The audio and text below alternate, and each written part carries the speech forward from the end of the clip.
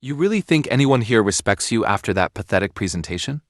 My boss's voice sliced through the polished silence of the conference room, his words echoing against the glass walls as half a dozen colleagues shifted in their seats. And I caught the flicker of embarrassment in my wife's eyes because she had come today, just this once, to see me finally earn the recognition I had promised her for years.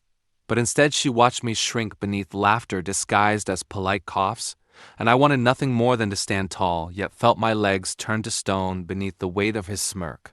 The kind that told me he knew exactly how to cripple a man without lifting a finger, because humiliation is sharper than any blade when delivered in front of the person you ache to impress, and in that moment, even the hum of the projector above us seemed to mock me with its mechanical buzz.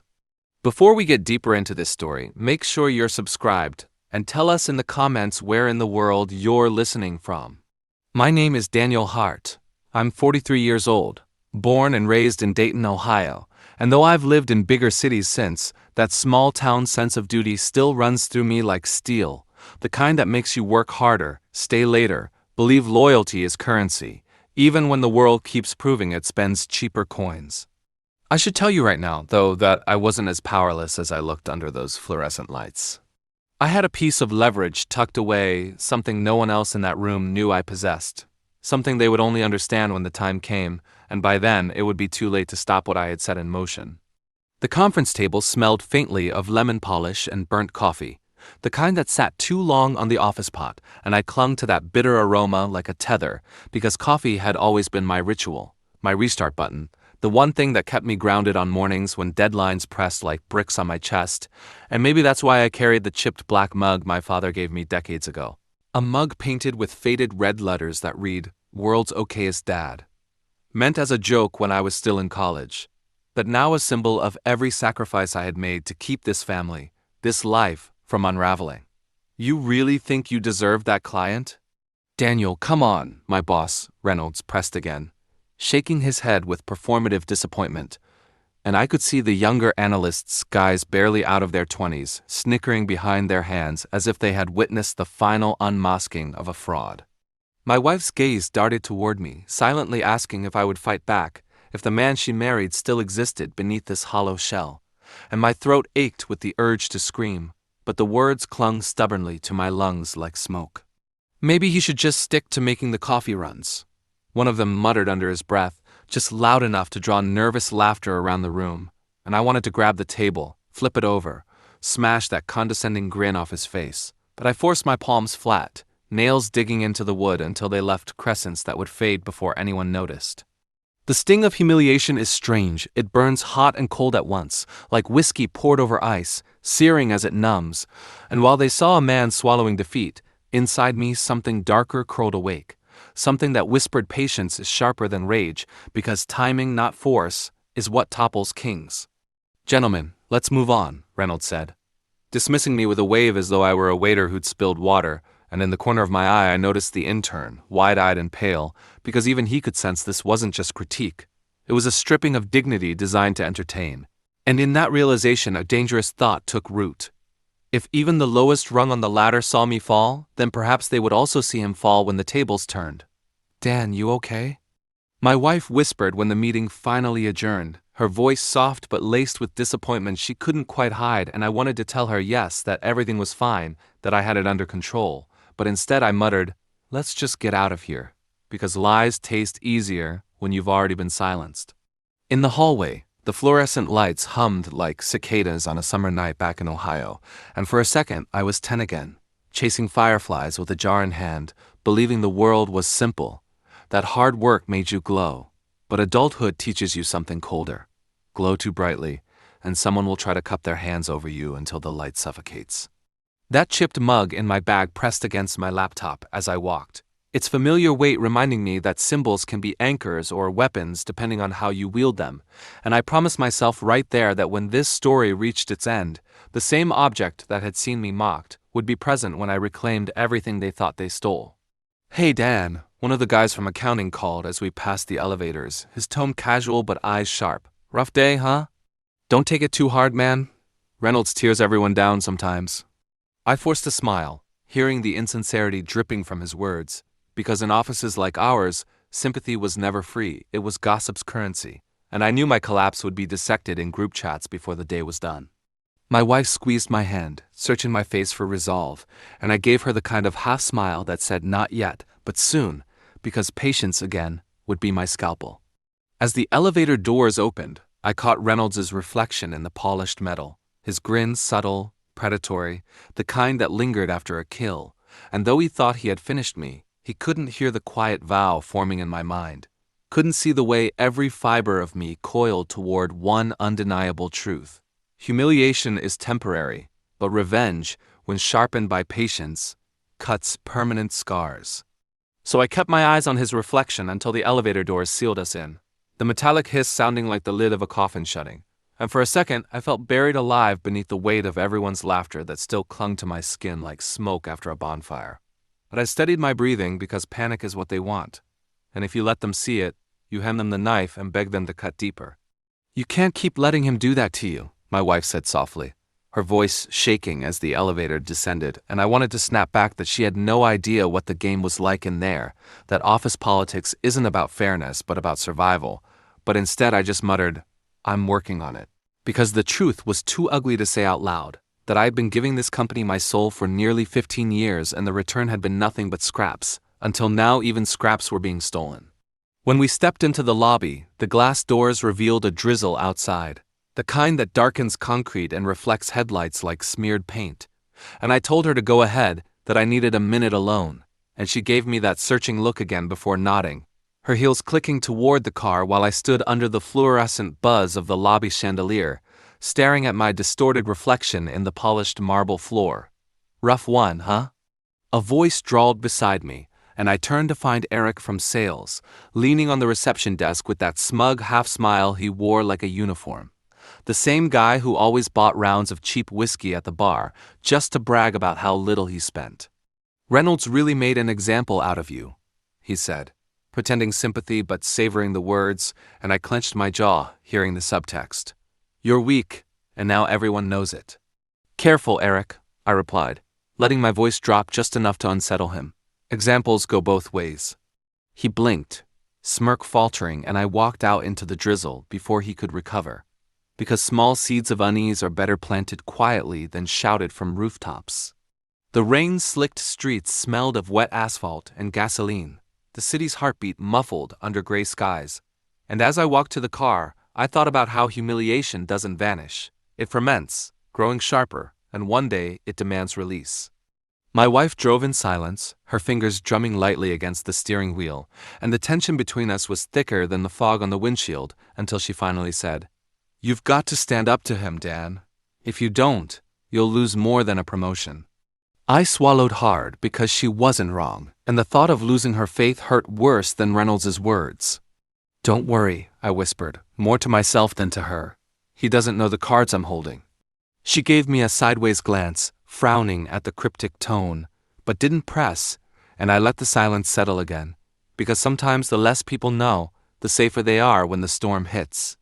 Back home, the chipped mug sat waiting on the kitchen counter where I'd left it, its handle worn smooth from years of use, and I poured myself a fresh cup of coffee, letting the steam fog my glasses as though it could blur out the day. You know what coffee teaches you? I muttered to the empty room, the bitterness coating my tongue. That heat transforms what would otherwise be bitter grounds into something you can't start your day without. Same with humiliation, it either burns you away or it brews you stronger. My phone buzzed on the counter, a notification lighting up the screen. The team group chat alive with emojis, memes, and half-coded jokes about my collapse earlier, and though they tried to mask cruelty and humor, I could feel their glee in every keystroke, a digital mob laughing behind my back. One message in particular made my chest tighten, a screenshot of my slide deck with the caption, When you try to play chess but bring checkers, followed by a string of laughing faces. My thumb hovered over the keyboard, itching to fire back something scathing, but I stopped, because silence can be louder than noise, and besides, every word I didn't type today was another stone in the wall I was building against them. Still, I took a screenshot of that chat and saved it to a hidden folder, because I had learned long ago that receipts are more than proof, they are ammunition waiting for the right war. Later that night, lying awake beside my wife as the rain ticked against the window, I kept replaying Reynolds' smirk in my head. The way he relished tearing me down, And I realized something important. He didn't just want to humiliate me, he wanted to erase me, to make me an example of what happens when loyalty is mistaken for ambition.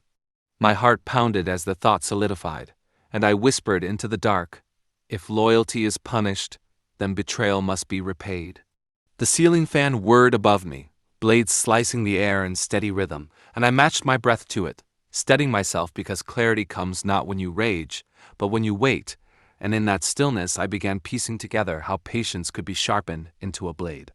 The next morning, the office greeted me with sidelong glances, the smell of stale donuts on the break room counter mingling with that same burnt coffee stench, and I caught Reynolds's voice booming from his office, rehearsing a pitch he would no doubt steal credit for, my ideas already rolling off his tongue like they belonged to him.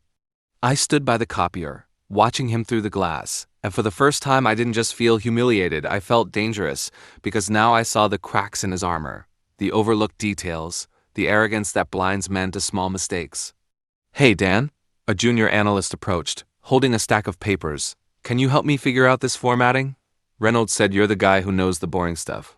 His words were clumsy, unintentional, but they stung all the same, and I forced a grin as I took the pages, thinking how even backhanded insults can be polished into weapons if you wait long enough. I handed the papers back and whispered, everyone thinks the boring stuff doesn't matter, until it's the only thing that does. He frowned, confused, but I walked away before he could ask, because truths sound like riddles when spoken too early.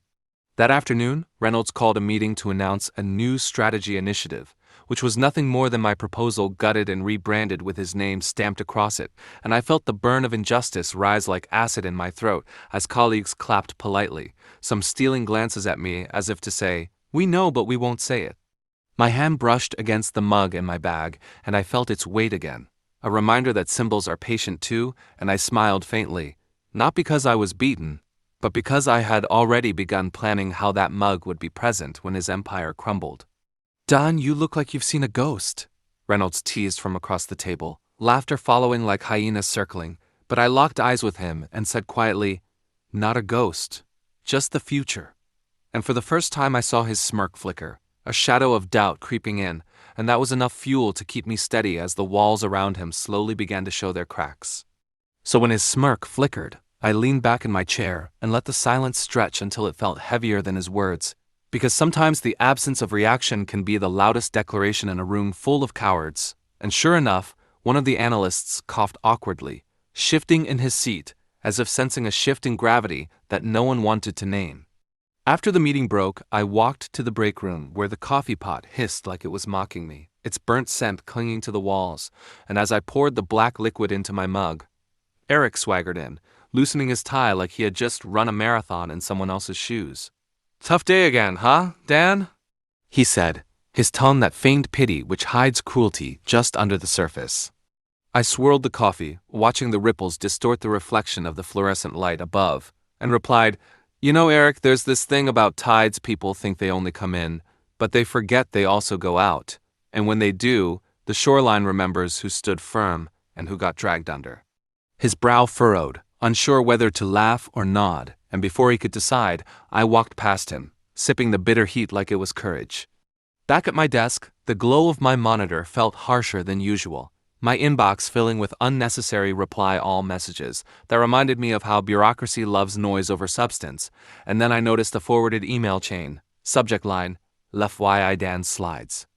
It was Reynolds' digital fingerprints, him quietly passing around my deck as though he had crafted it himself, trimming away my notes, leaving only what shone enough to dazzle but not enough to show the architecture behind it, and I saved every thread to my hidden folder, every carbon copy of his theft, because someday those overlooked details would become the very rope he hung himself with. Working late again? One of the assistants asked as she walked by, her tone casual but edged with the unspoken question. Why do you keep giving more when they keep taking?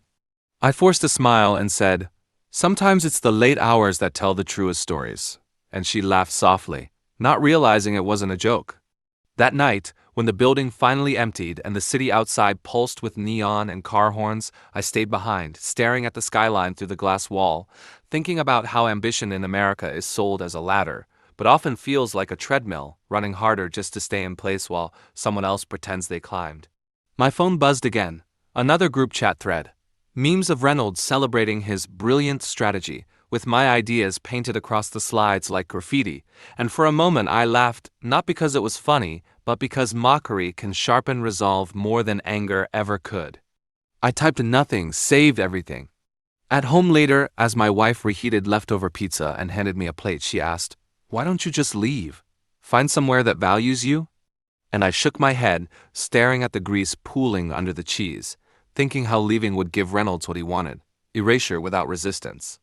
"Sometimes you don't run from the fire," I said quietly. "You walk into it and learn how to breathe smoke."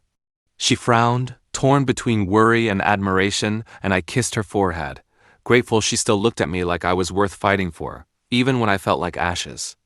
In the days that followed, the tension grew thicker.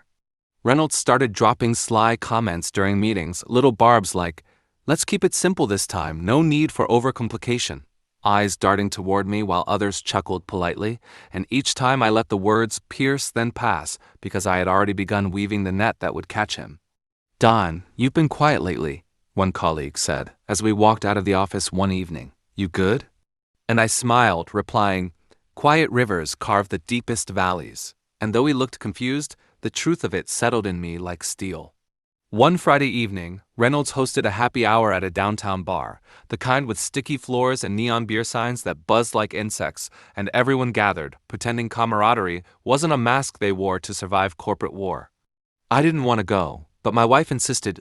"Show them you're not broken," she urged, and so I went, nursing a whiskey while watching Reynolds hold court at the center, retelling stories he wasn't part of, soaking in the laughter of people who hated him yet fed his ego because power demands it.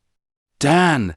he called across the room, fake warmth coating his voice. "Come tell everyone that story about how you almost closed that client but couldn't quite seal the deal." Laughter rippled again, sharper this time, and for a moment I felt the heat rise in my chest, the humiliation threatening to boil over. But instead I raised my glass and said, "Funny thing about almost, Reynolds, it's usually the guy who takes credit that doesn't realize he's closer to losing than winning." The room hushed for a beat, eyes darting between us. Then Reynolds chuckled loudly, slapping the bar as though I had made a joke. But I saw the flicker in his eyes, that flash of recognition that maybe I wasn't as docile as he believed. "You've always got a metaphor, don't you, Dan?" He sneered later, cornering me by the jukebox, his breath thick with beer. "Here's one for you, some horses just aren't meant for the race." I stared back, steady, and whispered, "Some jockeys forget the horse carries them, not the other way around." He narrowed his eyes, jaw twitching, but before he could reply, the bartender announced last call, breaking the moment, leaving his words to hang like smoke in the air. Driving home, my wife looked at me and said, "I don't know what you're planning, but whatever it is, don't let it destroy you too." I didn't answer because plans are seeds and speaking them too early kills their chance to grow. Instead, I held the chipped mug in my lap, tracing the faded letters with my thumb, and thought about how objects outlive moments, how this mug would outlive Reynolds' laughter. Back at the office on Monday, I arrived early. The building still quiet, the smell of cleaning chemicals lingering in the air, and I slipped into Reynolds' office with a key I wasn't supposed to have, a copy made months ago when I still believed access meant trust. His desk was littered with half-drunk coffee cups, crumpled notes, and the glow of his monitors still faint from sleep mode, and I began scrolling, not to steal but to watch, to learn, to gather every misstep he thought invisible. Emails half-deleted, files mislabeled, shortcuts that screamed arrogance more than efficiency. He had left breadcrumbs everywhere, and I started collecting them like a patient hunter tracking prints in the snow. My phone buzzed again, and when I opened it, I froze. A private message, anonymous number, one sentence only, "I know what you're doing." The words blurred as my heart pounded, my hands tightening around the chipped mug I had brought with me like a talisman, and in that single moment, the line between hunter and hunted blurred, leaving me standing in the half-lit office with the terrifying realization that maybe someone else was already a step ahead. My pulse hammered in my ears as I stared at that glowing screen, the anonymous message pulsing like a neon sign in the dark. Its simplicity more terrifying than a threat spelled out in detail, because it meant someone wasn't just watching me. They were already inside the shadows I thought I owned. And suddenly every creak of the building felt like a footstep. Every hum of the air vent a whisper, until I had to force myself to breathe slow or risk collapsing under the weight of paranoia. I closed the phone quickly, slipped it back in my pocket, and whispered to myself, "Fear is just the tax you pay for chasing truth." But even as the words left my mouth, my hands trembled as I reached for Reynolds's files again, scanning with sharper eyes, no longer just for dirt on him but for signs of who else might be lurking. That's when I heard it, footsteps in the hall, measured, deliberate, and I slid away from the desk, clutching the chipped mug like a weapon, though I knew ceramic against bone is desperation more than defense. The footsteps stopped right outside the office, and I held my breath as the doorknob rattled, once, twice, then stilled, leaving me in silence so heavy it pressed against my chest. I waited a full minute before daring to move, sliding out of the room with the careful steps of a burglar in his own home, and by the time I reached my desk, sweat had already soaked through my shirt. "You look like you've seen a ghost," the intern said when he arrived an hour later, his voice too chipper for the morning, and I forced a smirk, replying, "Sometimes ghosts look back," leaving him puzzled as he shuffled to his cubicle. The day unfolded like a trap designed to test me. Reynolds strolling in late, tie loose, clapping me on the shoulder as if nothing had happened Friday night, while colleagues whispered and stared with that same mixture of curiosity and cruelty, waiting to see if I'd break. "Dan," Reynolds called across the floor, "need you to clean up the notes from my pitch last week. Tighten the numbers a bit, make it client ready." The casual theft stung, but I nodded, hiding the storm that surged beneath, because compliance is the perfect mask for strategy. While others worked, I quietly copied the files to my encrypted drive, every altered timestamp another nail I'd eventually hammer into his coffin. At lunch, I sat alone in the cafeteria with my mug and a sandwich I'd barely tasted, scrolling through the anonymous number again, wondering if it was Eric, or maybe even Reynolds himself playing a psychological game to spook me off balance. I typed one word, "who," and hit send, the 3 blinking dots appearing then vanishing without reply, and that silence was worse than any answer could have been. "You talking to your imaginary friend?" Eric's voice interrupted, sliding into the chair across from me with greasy fries in hand. "Man, you looked wired this morning." "Everything okay?" His grin was all teeth, eyes sharp as he dipped a fry into ketchup. "Everything's fine," I said evenly, sipping coffee that had gone lukewarm. "Sometimes the quietest days hide the loudest nights." He chuckled, shaking his head. "You and your fortune cookie lines, one day you'll crack." He walked away, tossing a fry into his mouth, and I watched him leave with the sinking feeling that maybe he was the one feeding me those anonymous texts, his smirk too knowing to be innocent. That night at home, I sat on the back porch with a whiskey in hand, the cicadas buzzing like static in the trees, and I thought about how betrayal in the workplace is like rust. It doesn't shatter you all at once. It eats at the edges until one day the whole structure collapses. "Don," my wife called from inside, "you've barely touched your dinner." I looked at the untouched plate on the table, sighed, and said, "I'm just not hungry." Though what I meant was hunger had shifted. Food felt small compared to the craving for justice that gnawed my gut. She came out, sat beside me, pressed her hand on mine. "Promise me you won't let this consume you." I met her eyes and whispered, "Fire doesn't ask permission when it finds dry wood." She pulled her hand back slowly, unsure whether to be afraid or impressed, and I hated that I was making her doubt the man she thought she married. But I couldn't stop now, not with the noose already tightening. Later, while she slept, I sat at the kitchen table with my laptop, combing through more files, cross-referencing emails with calendar invites, watching patterns emerge, missed calls covered up, expenses shuffled, contracts altered with subtle wording that shifted blame, and as I pieced it together, I realized Reynolds wasn't just stealing credit. He was leaving digital landmines that could destroy the entire firm if someone pulled the right wire. My chest tightened with the weight of the discovery. The man who humiliated me was sitting on a bomb, and I now held the detonator. Just as that revelation settled, my phone buzzed again. Same anonymous number. This time it read, "Careful where you step. Not all traps are yours." My stomach turned, ice flooding my veins, because whoever was watching wasn't just observing, they knew what I had found. I stared at the message until the words blurred, then deleted it. But the dread lingered, heavier than any file I'd saved. The next morning, Reynolds called another meeting, smug as ever, leaning back in his chair like a king surveying peasants. "All right, team," he said. "Client loved the direction I pitched." We're moving forward, big deal for us. Dan, get the final report together by Friday. My colleagues clapped half-heartedly, and I felt every eye on me, waiting to see if I'd crack again. I simply nodded, and when Reynolds smirked, I gave him the faintest smile back, because now I knew something he didn't, that one overlooked clause buried in the contract draft could flip the entire deal on its head, and I had already flagged it, quietly under my own name. Bureaucracy may be dull, but it is the scalpel of revenge. After the meeting, as I walked past the glass wall of his office, I caught my reflection beside him, lounging, me striding, and for the first time, I didn't see defeat. I saw inevitability. Then my phone buzzed again, same number, one word only, run. My thumb hovered over the glowing word, run, as if pressing it would unlock the truth behind the message.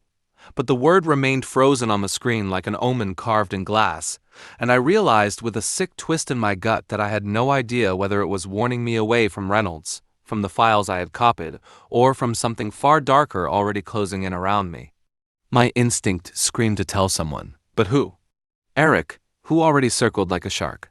My wife, who would beg me to walk away. Or the police, who'd laugh at a grown man spooked by anonymous texts. Instead, I shoved the phone into my pocket and whispered to myself, "You don't run when the ground shakes. You plant your feet and brace," though the tremor in my voice betrayed the doubt gnawing at me. The rest of the day passed in jittery fragments. Reynolds barking orders, colleagues laughing too loudly in the break room, as if rehearsing normalcy, the office printer jamming for the fourth time while I swore under my breath, and all the while my mind replayed that single word until it felt like a drumbeat behind my eyes. By evening, when I stopped at the gym on my way home, hoping the treadmill could burn away the paranoia, I caught my reflection in the mirror sweat, dripping, eyes bloodshot, and thought, this is what a man looks like when he's walking the line between prey and predator. A stranger on the bench press glanced my way and muttered, "Rough day?" And without thinking I replied, "Only rough days make the story worth telling," which earned me a puzzled nod before he returned to his weights. Driving home through streets lined with diners and neon-lit bars, the radio played an old Springsteen song about blue-collar struggle, and I realized how every American anthem about grit and survival suddenly sounded less like music and more like prophecy. When I got home, my daughter sat at the kitchen table scrolling through her phone, earbuds in, mouthing words to some viral TikTok sound, oblivious to the storm brewing in her father's chest, and for a fleeting second I envied her ignorance. "Hey, Dad," she said absently, "did you see the group chat about Reynolds? People are posting memes about that Friday thing. You kinda went viral." My stomach dropped. "What group chat?" I asked sharply, startling her. She held up her screen, showing a screenshot. My humiliation frozen mid-sentence. Reynolds' sneer immortalized. Captions mocking me with hashtags like #coffeecrash and #mugman. 100 laughing emojis flickered beneath. My hand shook as I took the phone from her, scrolling through the endless comments, strangers laughing at my expense, colleagues chiming in with sly jabs, and I forced a smile so brittle it hurt my face. "It's fine," I lied, handing it back. "Sometimes you have to be the joke before you can be the punchline." She tilted her head, confused, but didn't push, and I walked outside to breathe in the night air, the mug in my hand like an anchor.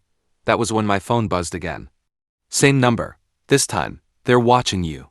Closer than you think.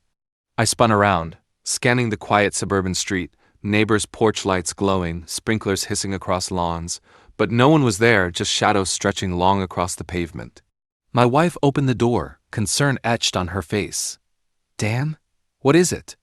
I forced calm into my voice. "Just work, always work." She folded her arms, unconvinced, but let it drop.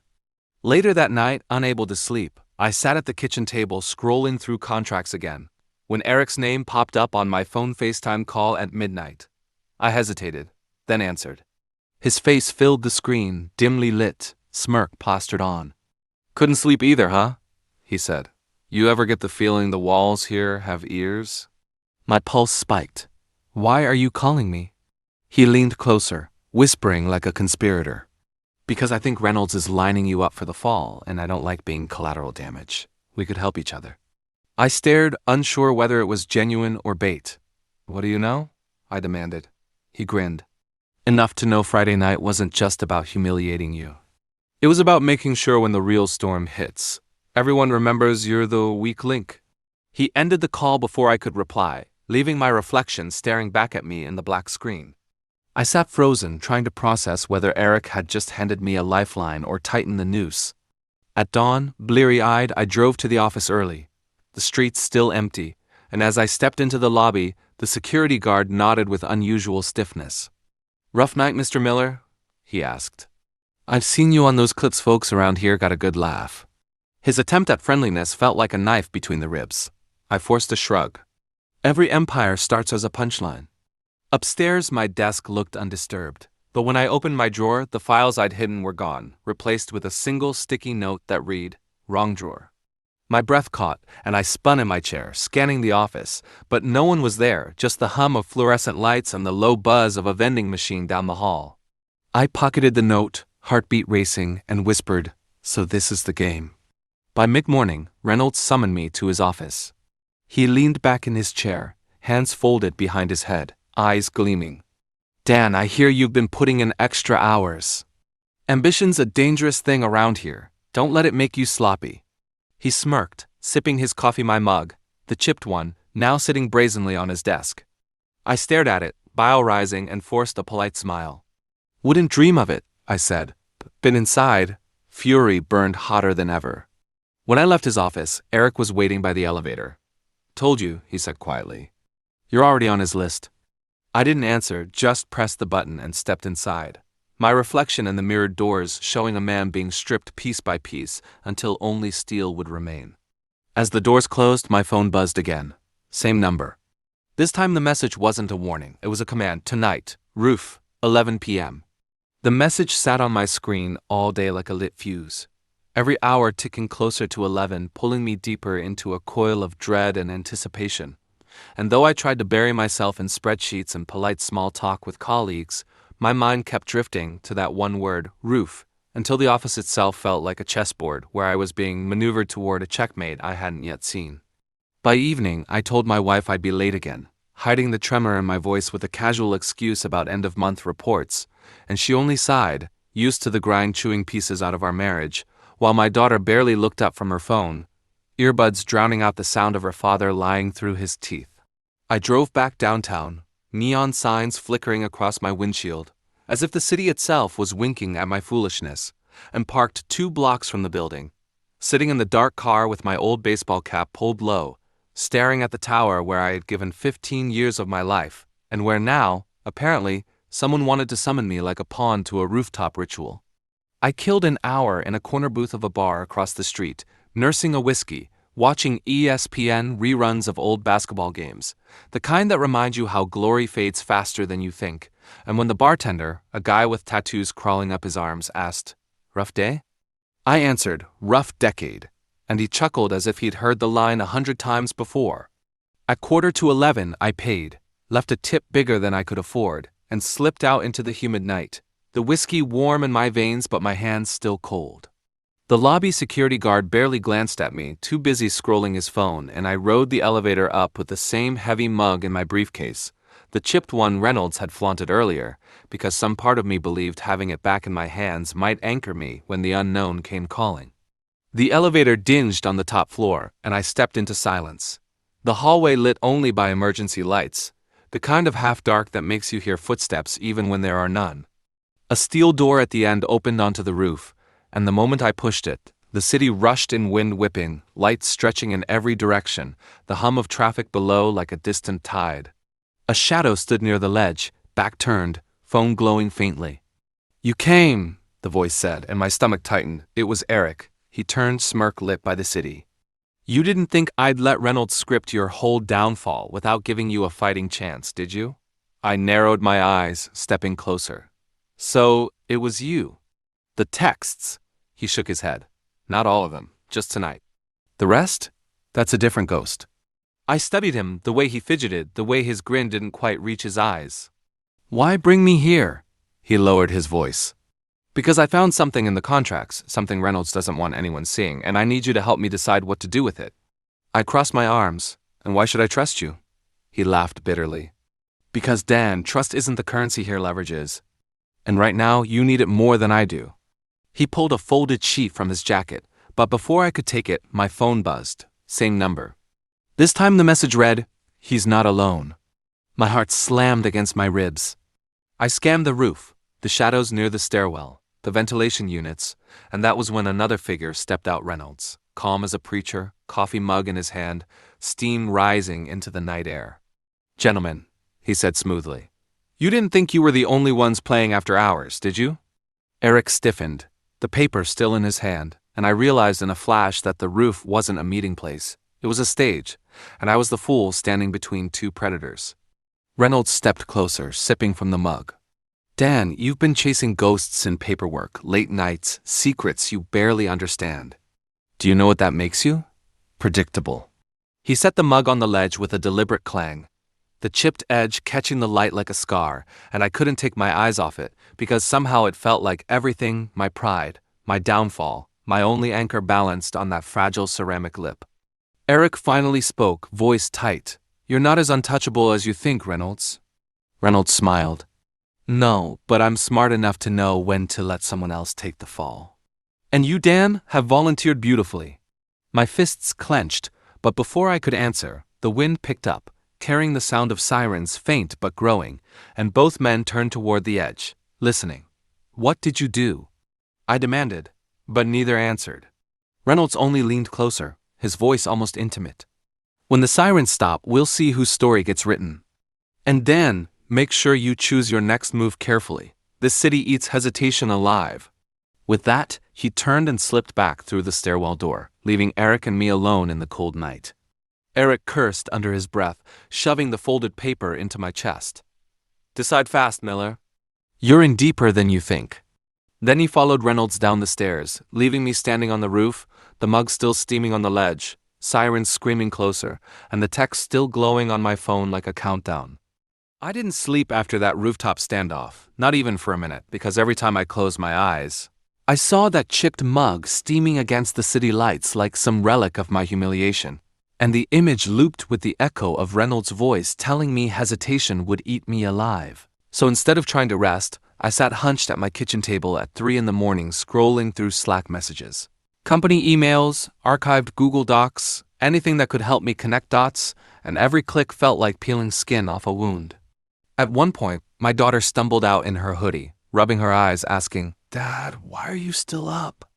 And I told her, "Just work, sweetheart, go back to bed." But she gave me that look, the one teenagers reserve for lies they can smell a mile away before disappearing again, leaving me to rot in silence with the glow of my laptop. By dawn, I had a thread. A series of shared drives Reynolds had locked down under a compliance audit pretense.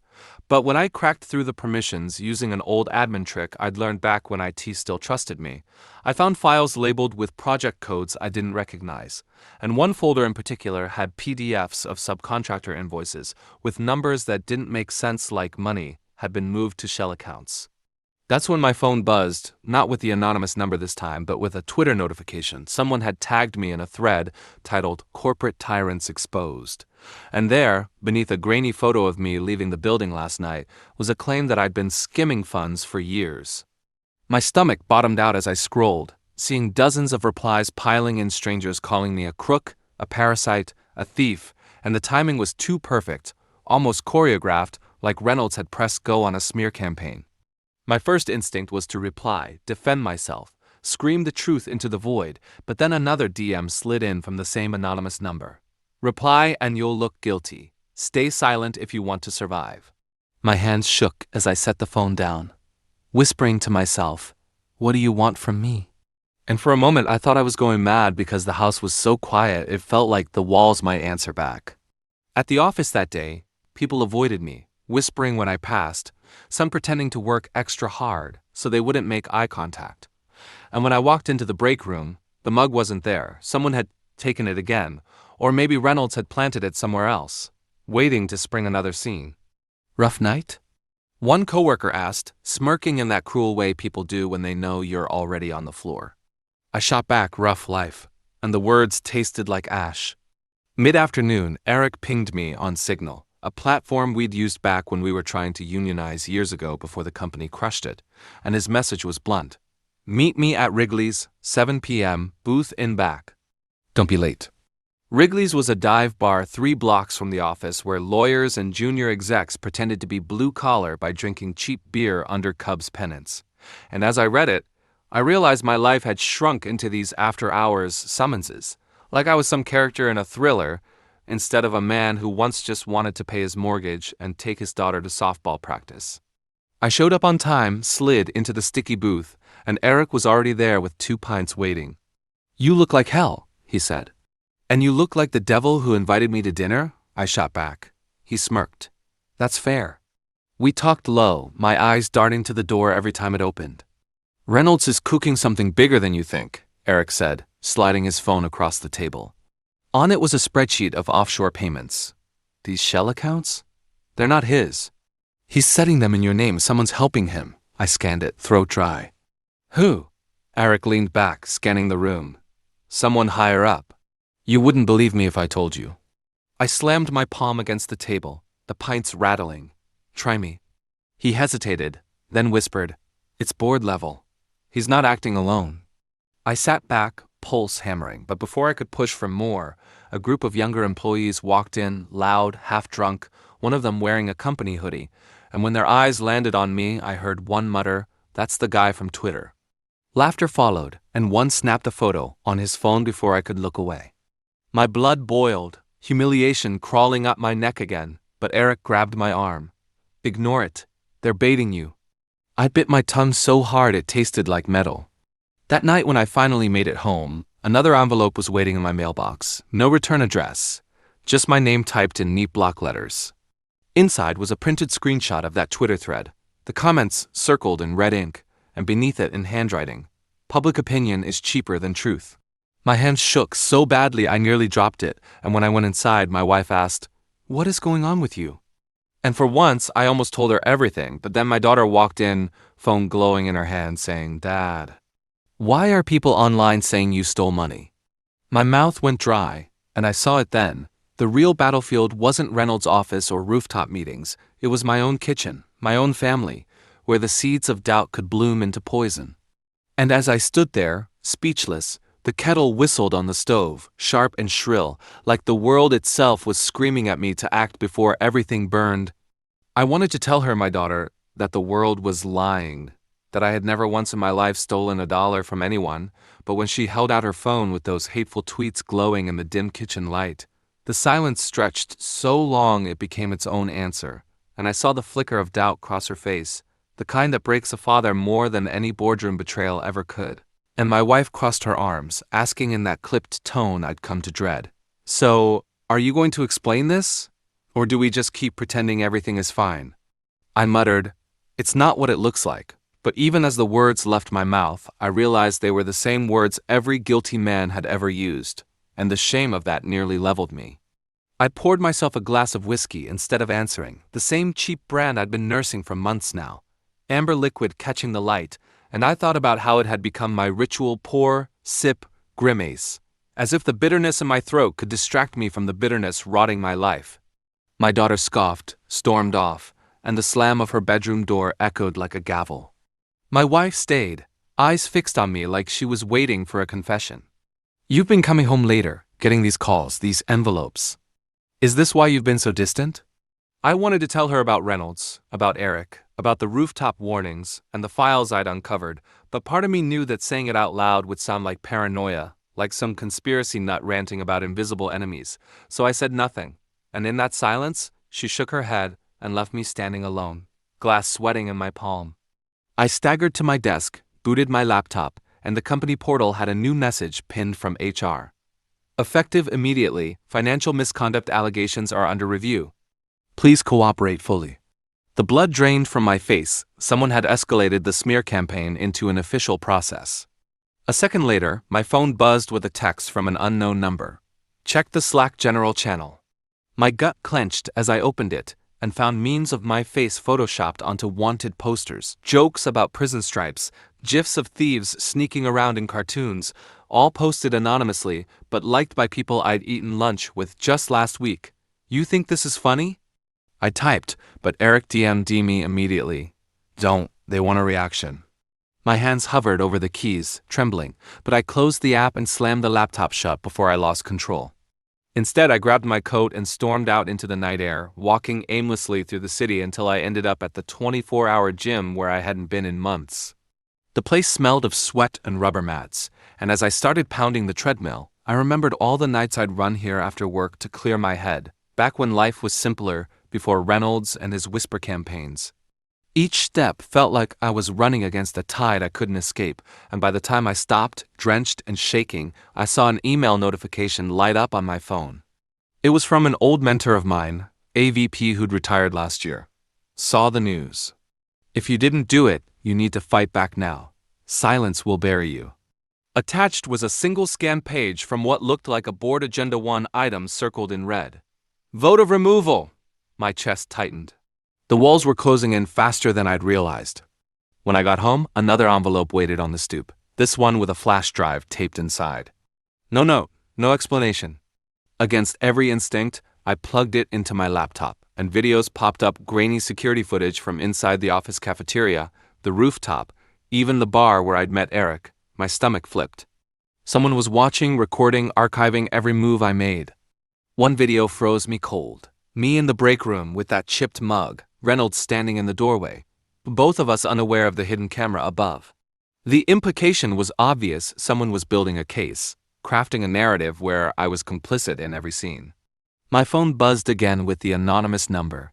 Do you see now? They've already decided.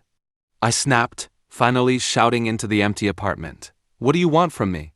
And my wife rushed out of the bedroom, alarmed, asking, Who are you talking to? I held up the phone like it was evidence of my sanity. Them, whoever they are.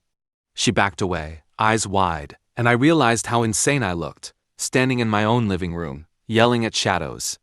Later that night, I sat alone on the balcony, whiskey in hand, city stretching below, and I replayed every step that had brought me here.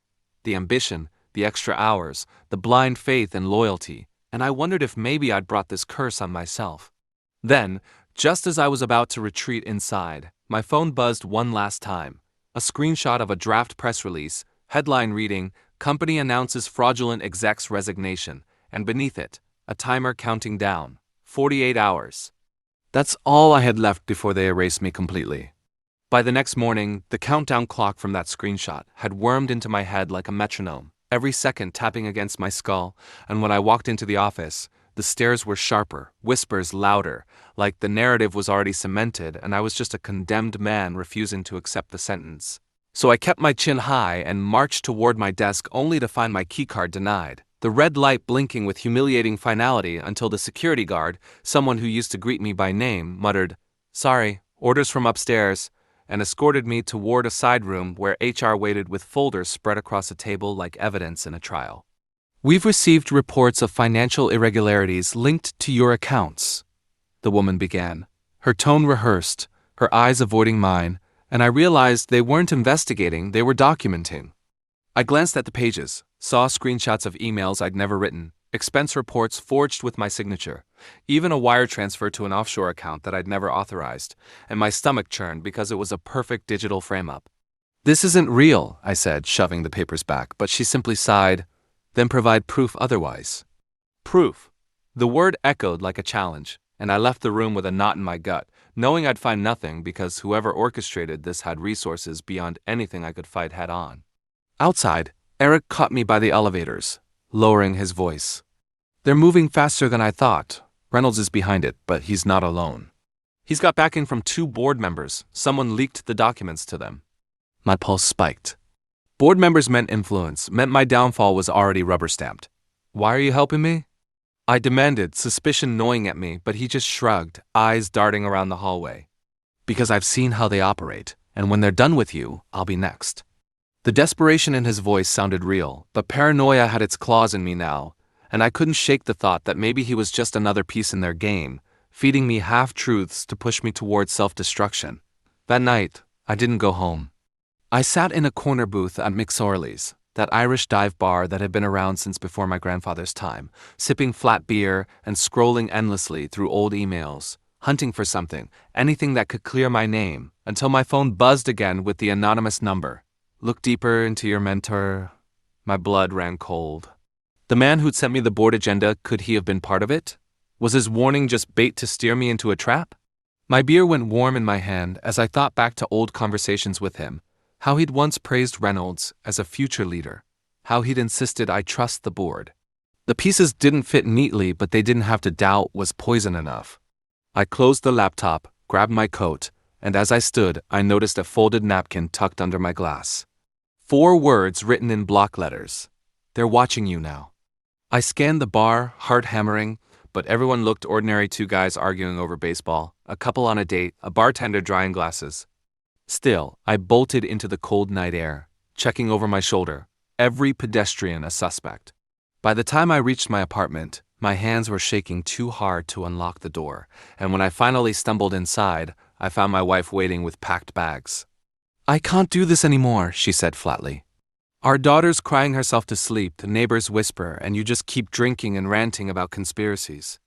I begged her to listen, to believe me, but she pressed a hand against my chest and whispered, "I don't even recognize you anymore." The door closed behind her like a final verdict, and for the first time in months, the apartment was utterly silent.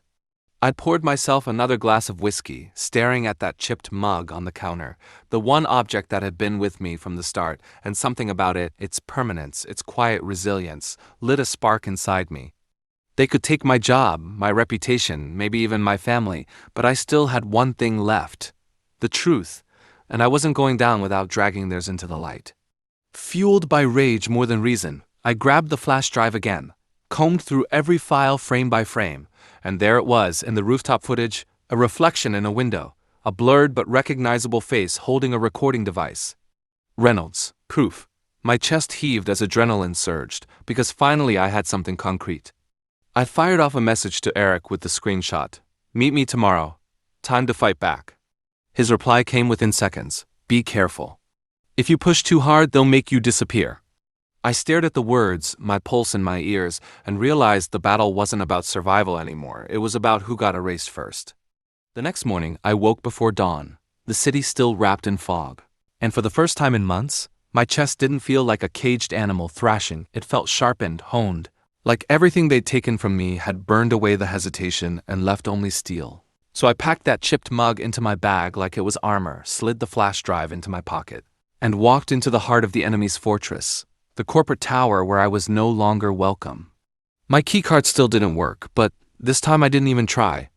Instead, I followed the stream of bleary-eyed employees heading in for their morning grind, blending in just long enough to slip through the revolving doors. Security would have stopped me if I hadn't worn that old baseball cap pulled low, the same cap my father used to wear at my high school games, a relic they'd never associate with someone like me, and as I took the elevator up, I rehearsed my next moves with the precision of a soldier. Eric was waiting 2 floors down from the boardroom, jittery, pale, wringing his hands. "You shouldn't be here," he muttered, eyes darting to the cameras. "Relax," I said, showing him the screenshot from the footage, the blurred reflection of Reynolds holding the recorder and watching the blood drain from his face. "This is real," I said, voice low but sharp. "We leak this, Reynolds goes down." He shook his head violently. "Not yet, you don't understand. Reynolds has dirt on half the board. If you just drop this, they'll bury you deeper." The cowardice made me want to hit him, but I swallowed it down because Eric was still useful, still a potential conduit. So instead I leaned close and whispered, "Then we don't drop it. We aim it like a weapon, and we choose the moment." His eyes flickered, calculating, and I knew I'd hooked him with fear and ambition both. That afternoon, I planted myself in a coffee shop across from the tower, that chipped mug sitting on the table like a sentinel while I typed furiously, building a dossier not just of Reynolds' betrayal, but of the entire rot at the company's core. Every leaked memo, every accidental bonus transfer, every private chat thread I'd salvaged, it all went into one growing file, a ticking time bomb labeled simply, "Truth." My hands shook as I wrote, not from fear anymore, but from something darker: anticipation. At one point, a young barista with tattoos on her wrists leaned over, glancing at the mug, and joked, "Ma'am, that thing looks like it's been through a war." I almost laughed because she had no idea how right she was, and when I left, I made sure to tip her more than I could afford, because for just a second, she reminded me I wasn't already a ghost. That night, I didn't go home to the empty apartment. Instead, I walked into McSorley's again, ordered whiskey straight, and pulled out my phone, recording my own video message. "My name is I said clearly, for the first time in months reclaiming my voice. I'm 44 years old from Pittsburgh, and for the past year, I've been the target of a deliberate conspiracy to erase me. The words, rehearsed yet raw, rolled out like both confession and weapon, and as I saved the draft, I knew this wasn't just about me anymore. It was about everyone they'd crushed before and everyone they'd crush after. I sent the video to a private server, scheduled it, set the countdown. When it dropped, the world would see. The next morning, Reynolds stood on stage at the quarterly meeting, his smirk wide as he boasted about transparency and accountability. Every word a knife, and I watched from the back of the crowded hall, cap pulled low, my phone buzzing in my pocket with the timer ticking down 30 minutes until my video went live. My pulse thundered as I looked around the room, saw the board members sipping their water, the employees clapping politely, the man himself basking in applause, and I thought, you have no idea what's coming. For the first time, I wasn't waiting for their next strike. I was about to land mine. The countdown hit 0 while Reynolds was still mid-sentence, his lips curling around another empty boast about innovation driving culture. And in that exact moment, half the audience's phones buzzed with a notification, heads bowing as if in worship, except instead of reverence, a ripple of confusion passed through the crowd, followed by murmurs, and then gasps, because on every feed, every Slack group, every inbox, my face appeared, my voice steady, my eyes burning with the fury I had carried like a disease, and I said, "You want to talk about innovation? Here's what innovation looks like when the truth finally speaks." The room seemed to tilt as people glanced from their glowing screens to the man on stage, their eyes darting like they were suddenly seeing a stranger, and Reynolds faltered, just for a second, his voice breaking as the feed spread faster than wildfire. Not just through employees, but through the networks I had seeded journalists, rival firms, anonymous whistleblower forums, even one of those viral TikTok channels that specialized in corporate scandals. And as the video unspooled, my voice narrating the chain of betrayals, the forged documents, the clip of his hand pressing the recorder into an assistant's palm, the Slack thread with his mockery of loyal fools like Daniel Walker. I watched the board members' faces curdle like spoiled milk. Eric, sitting near the front, shot a glance over his shoulder, panic etched across his forehead, and I held his stare long enough for him to know this wasn't an accident. It was a calculated strike. My pulse was a drumbeat, my chest a furnace, and I thought I'd feel fear when this moment came. But instead there was only an eerie calm, the kind that comes when the war has already begun and you know the first blow landed true. Then came the second wave social media tearing him apart. Employees standing up mid-meeting with their phones in the air, some laughing, some furious, some filming the man sputtering on stage like a dethroned king. "This is out of context," he tried to shout, voice cracking. "Lies. All of it." But his words drowned under the digital avalanche. Comment after comment scrolling across screens, not just about the conspiracy against me, but about every underpaid intern, every silenced whistle, every cruel memo that people had stored in their inboxes, like coals waiting to ignite. The whole thing became a live referendum, and Reynolds wasn't just losing, he was drowning. In the corner, I pulled out that chipped mug, set it on the table beside me, and for a surreal moment, someone actually filmed me with it, a stranger whispering, "Wait, is that the guy?" I didn't flinch, didn't hide. Just sipped coffee through the chaos, the mug catching in the shot that was about to go as viral as the expose itself. 15 minutes in, HR announced the meeting was temporarily adjourned. But the truth was, it was over. The empire cracked. Reynolds stormed off stage, red-faced, his eyes scanning for me, and for a heartbeat our gazes locked. The hunter finally realizing he was prey, and I swear I saw in his pupils not just fear but recognition, as though he'd always known this day would come. Outside, the city pulsed with energy, people refreshing feeds, reporters already clustering, cameras rolling, and in the middle of that storm I felt both weightless and anchored, like every humiliation I'd swallowed had been transmuted into this tidal wave that no one could dam. But victory wasn't complete, not yet, because Eric's warnings still gnawed at me. Reynolds had dirt on others, and the board wasn't just going to let this slide. I walked into the chaos deliberately, letting the cameras catch me, knowing anonymity was no longer armor, but exposure was. "Mr. Walker, is it true?" a journalist shouted. "Were you targeted for removal?" I raised the mug, smiled grimly, and said, "It's all in the files. You'll see soon enough." And then I kept walking, because the truth had been unleashed. But the real war, the war over who controlled the fallout, was only beginning. The storm didn't end with the video, it only sharpened into knives, and within 24 hours I was no longer a ghost, but a headline, my name trending beside words like whistleblower, traitor, hero, depending on which feed you read. And though I had expected the backlash, I hadn't expected the speed with which Reynolds counterstruck, unleashing his own narrative. Glossy press releases accusing me of fraud, doctored images that made me look like I had siphoned millions into offshore accounts, a dozen talking heads repeating his script, and for a moment I felt the ground tilt beneath me again, the old fear whispering that maybe this was too big for one man to win. But then the twist I'd been holding close snapped into place because I hadn't just leaked the files, I had built redundancy into them, encrypted bundles, seeded with journalists, regulators, even an anonymous dead man switch that would keep releasing new material every 12 hours unless I stopped it. And each release wasn't just about Reynolds, but about his enablers, the board members, the senators who took his donations, the charities he laundered his reputation through. So while he pointed at me, the spotlight kept widening until everyone who had once hidden behind him began to squirm. And here came the second twist, the one no one but me saw coming. Eric, trembling little Eric, had flipped, not against me but against Reynolds. Sliding me access to a private server the man thought untouchable, a vault of recordings where he mocked the very board that had protected him, laughed about the interns he broke, just for sport, bragged about how humiliation was the cleanest form of control. Those files were poison dressed as trophies, and the moment I dropped them, the board turned, not out of conscience but out of survival. They dragged Reynolds into a closed-door session that leaked anyway, his voice shrill as he begged, "We can ride this out," while their silence told the truth. He was already dead to them.